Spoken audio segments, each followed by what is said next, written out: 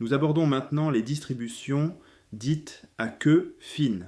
L'idée générale est que la probabilité d'observer un sinistre très élevé décroît suffisamment rapidement pour que certains moments exponentiels existent.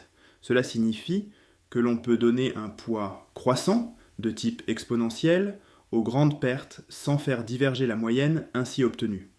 Cette hypothèse est beaucoup plus exigeante que l'existence de la moyenne ou de la variance. Une distribution peut en effet avoir une moyenne et une variance finie, tout en ne possédant aucun moment exponentiel positif. C'est le cas, par exemple, de la loi log normale.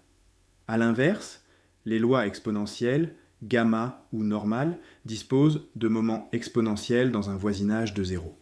Cette distinction n'est pas seulement technique, elle détermine les outils mathématiques que l'on peut utiliser pour étudier la ruine.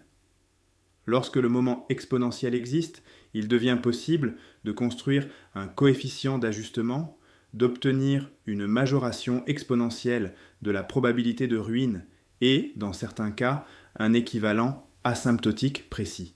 Le premier exemple est celui des montants de sinistres exponentiels. Dans ce cas, la probabilité de ruine possède une forme explicite. Elle se décompose en deux éléments. Le premier dépend uniquement du chargement de sécurité et représente la probabilité de ruine lorsque le capital initial est nul. Le second est une décroissance exponentielle en fonction du capital initial. Plus le capital est élevé, plus la probabilité de ruine diminue rapidement. Cette formule permet de lire immédiatement plusieurs effets économiques. Une hausse du capital initial réduit la probabilité de ruine. Une hausse du chargement de sécurité agit de deux façons.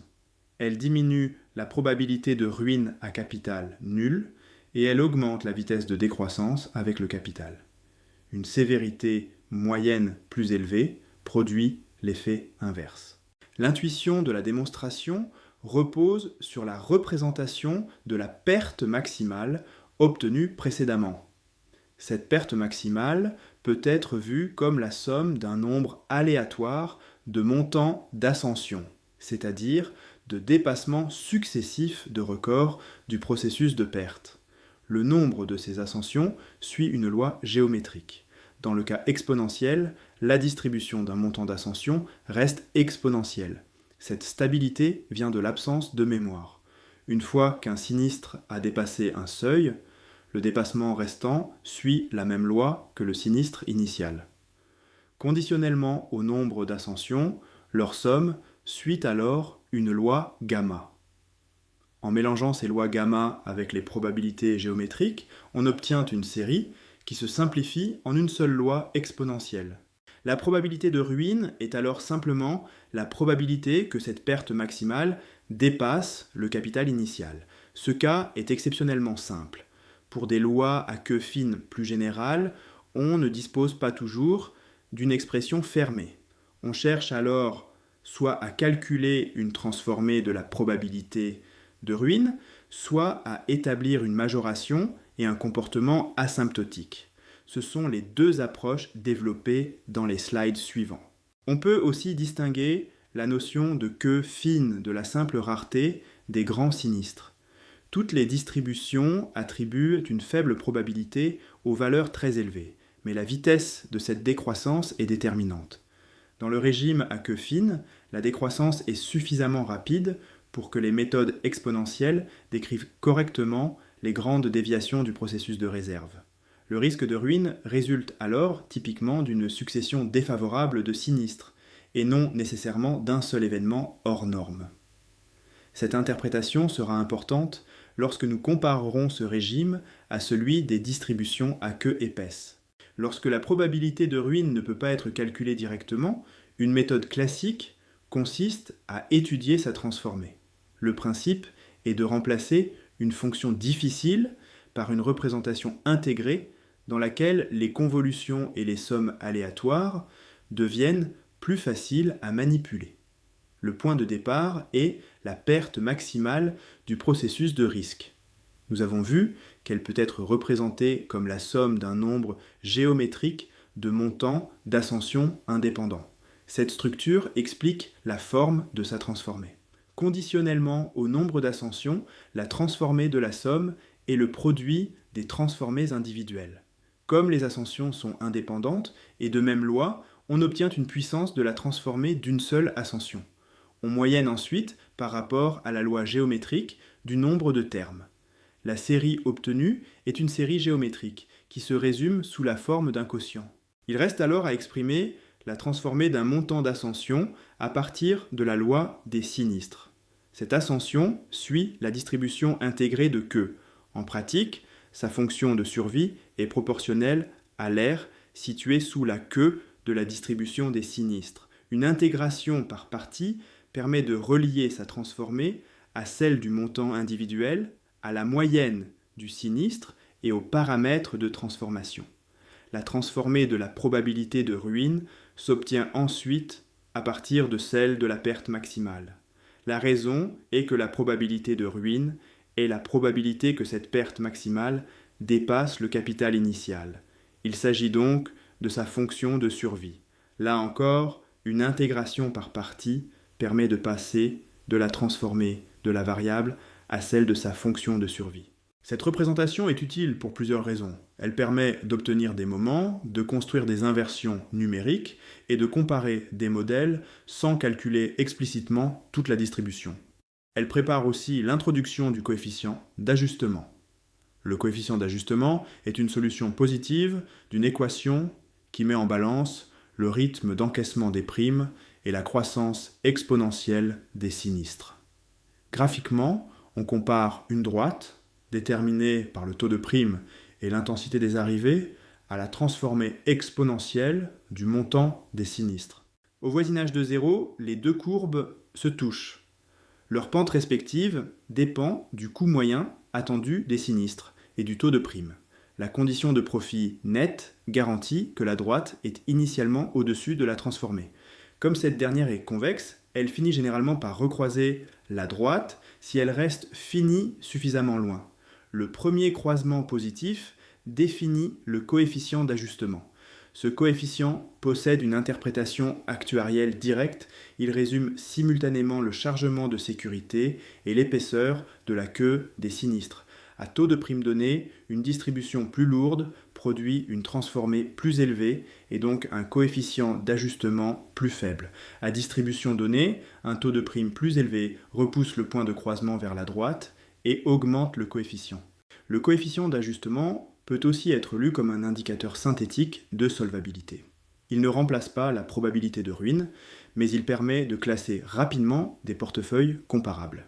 Un coefficient plus élevé signifie que la queue de la probabilité de ruine décroît plus vite. Il fournit donc un lien direct entre la forme de la distribution des sinistres, le niveau de chargement tarifaire et la quantité de capital nécessaire pour atteindre une cible de sécurité. Il ne faut cependant pas oublier que son existence n'est pas automatique. Pour une distribution à queue trop lourde, le moment exponentiel est infini pour tout argument positif. Dans ce cas, il n'existe pas de coefficient d'ajustement positif et toute l'analyse exponentielle doit être remplacée par des méthodes adaptées aux queues épaisses. Le coefficient d'ajustement permet d'obtenir l'un des résultats centraux de la théorie de la ruine, la majoration de Lundberg. Cette borne affirme que la probabilité de ruine est au plus égale à une fonction exponentielle décroissante du capital initial. L'interprétation est immédiate. Lorsque le capital initial augmente, la probabilité de ruine diminue au moins à une vitesse exponentielle. Le coefficient d'ajustement est précisément le taux de cette décroissance. Plus il est grand, plus une augmentation donnée du capital réduit fortement le risque de ruine. Cette majoration est valable pour tout niveau de capital. Elle fournit donc un outil simple de dimensionnement. Si l'on connaît le coefficient d'ajustement et que l'on vise un niveau maximal de probabilité de ruine, il suffit de choisir un capital initial assez élevé pour que la borne exponentielle soit inférieure à ce niveau. L'intuition de la preuve repose sur la construction d'une martingale exponentielle. On considère une transformation exponentielle du processus de surplus ou, de manière équivalente, du processus de perte. Le coefficient d'ajustement est choisi exactement de manière à compenser la dérive moyenne du processus. Sous ce choix, l'espérance de la transformation reste constante dans le temps. On arrête ensuite cette martingale au moment de la ruine. Sur l'événement où la ruine survient, le surplus est devenu négatif. La transformation exponentielle prend donc une valeur au moins aussi grande qu'un facteur dépendant du capital initial. Comme son espérance reste contrôlée par sa valeur de départ, on en déduit une borne supérieure sur la probabilité de ruine. La formule plus précise fait apparaître le déficit au moment de la ruine. Le surplus ne s'annule presque jamais exactement.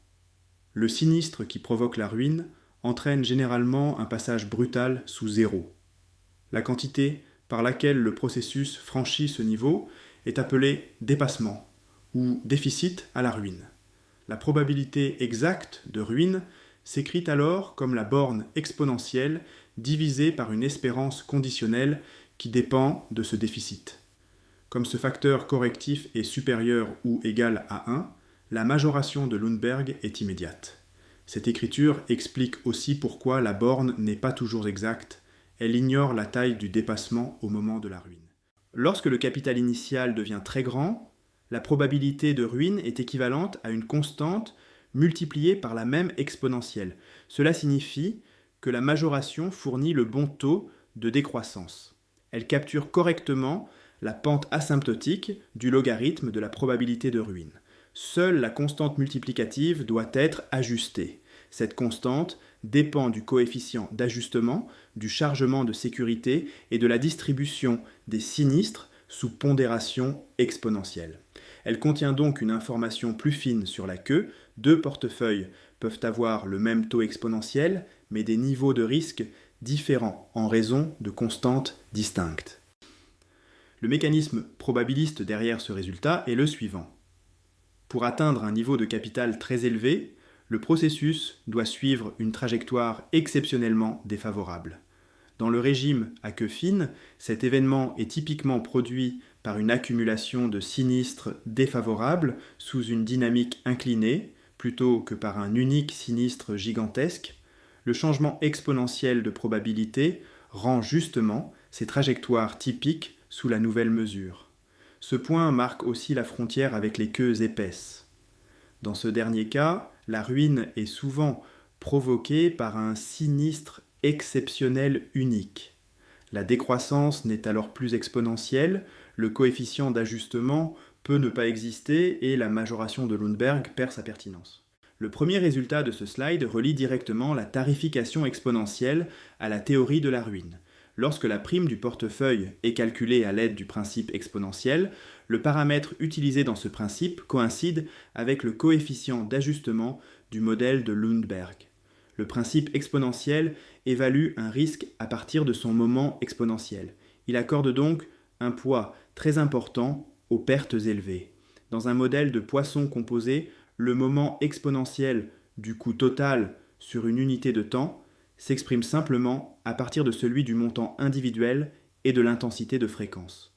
Lorsque l'on impose que le taux de prime soit égal à cette prime exponentielle, l'équation obtenue est exactement celle qui définit le coefficient d'ajustement. Le paramètre d'aversion au risque du principe de prime devient ainsi le paramètre qui contrôle la décroissance de la probabilité de ruine. Cette identité fournit une interprétation opérationnelle. Si l'assureur dispose d'un capital initial donné et souhaite garantir que la probabilité de ruine soit inférieure à un seuil fixé, il peut choisir le paramètre du principe exponentiel de manière que la borne de Lundberg atteigne ce seuil. Plus l'objectif de solvabilité est strict, plus le paramètre doit être élevé et plus le chargement de prime sera important. Il faut néanmoins distinguer une garantie et une égalité. La borne de Lundberg est une majoration. Le tarif obtenu assure donc que l'objectif est respecté dans le modèle, mais il peut être conservateur. La probabilité réelle peut être sensiblement plus faible. Le niveau de prudence dépend notamment du déficit moyen au moment de la ruine. La seconde partie du slide compare deux modèles de risque ayant la même fréquence de poisson et le même taux de prime, mais des distributions de montants différentes. La comparaison repose sur la dominance stop-loss, c'est-à-dire la dominance stochastique d'ordre 2. Dire que le risque I domine le risque X à cet ordre signifie que, pour tout seuil, le dépassement moyen au-dessus de ce seuil est plus élevé pour IG. Le risque I est donc plus dangereux du point de vue de toute mesure croissante et convexe, et notamment pour un assureur averse au risque. Cette comparaison se transmet à la probabilité de ruine. L'intuition peut être formulée à partir de la représentation de la perte maximale. Une sévérité plus lourde produit des montants d'ascension plus importants. La somme de ces ascensions est alors stochastiquement plus élevée et la probabilité qu'elle dépasse le capital initial augmente. On peut aussi raisonner directement sur les trajectoires. À fréquence identique, remplacer chaque sinistre par une distribution plus dangereuse rend les chutes du surplus plus sévères. Les trajectoires franchissent donc plus facilement le niveau 0. La comparaison se transmet également au coefficient d'ajustement, mais dans le sens opposé. L'exponentielle est une fonction croissante et convexe. Une dominance stop-loss implique donc un moment exponentiel plus élevé pour le risque dominant. Graphiquement, sa transformée croise plus rapidement la droite de tarification. Le coefficient d'ajustement est donc plus faible. Un risque plus lourd possède ainsi une probabilité de ruine plus élevée et un taux de décroissance exponentielle plus faible. Ce résultat relie de manière cohérente la comparaison stochastique, la tarification et la solvabilité. D'un point de vue pratique, si la distribution des sinistres devient plus dangereuse, alors que la fréquence et le tarif restent inchangés, l'assureur doit réagir. Il peut augmenter le capital initial, augmenter le taux de prime, réduire l'exposition, modifier la segmentation ou renforcer la réassurance. Sinon, le coefficient d'ajustement diminue et la probabilité de ruine augmente.